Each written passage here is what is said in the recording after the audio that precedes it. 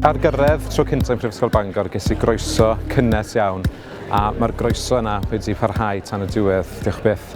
A oedd hynna wedyn ni yn fraint wedyn ni I mi dod i'r sefydliad hwn a roedd yr addysg o safon gorau ond hefyd gyda'r croeso yna yn y dosbarthiadau bychain cyfrwng Cymraeg hefyd.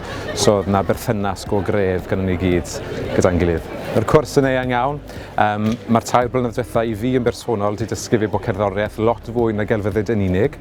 Mae'n maes I wedi bod cerddoriaeth mewn iechyd a lles a yn benna gyda'r dementia.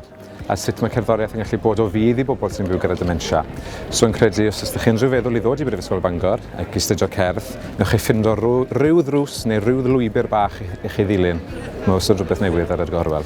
Fi wedi bod yn digon ffodus I sefyll ar gwpl o brosiectau. Un o'n oedd prosiect profi. Wrth yna wedyn ni mewn I ysgolion lleol a mentora disgyblion chweched dosbarth I greu cynllun peilot ar gyfer bwrdd iechyd a hefyd bues i'n rhan o sgêm interniaeth y Brifysgol gyda'r Ysgol Gwyddorau Iechyd.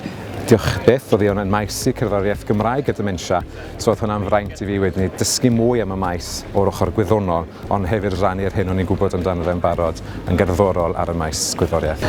Mae'r 2 blynedd wedi bod llawn cyfleon cymdeithasau a chymdeithasol wrth gwrs. Yn enwedig o dan IMCBA, Myfyr Cymraeg Bangor a dan y Cymric, corff cymdeithasol IMCBA.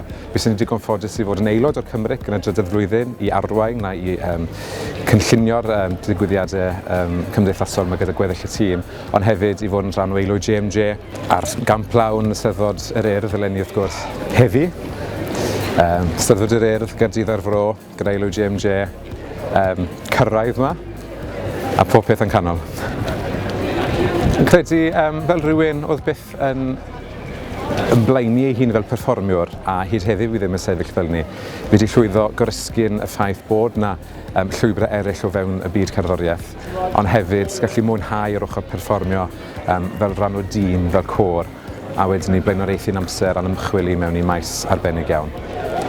Gobeithio, mynd mlaen I astudio cwrs MA cerddoriaeth gydag addysg, gan edrych ar ochr gwyddonol, ochr iechyd a lles hynna, falle o fewn iechyd meddwl mewn addysg a defnyddio cerddoriaeth fel arf I weithio ar hynna.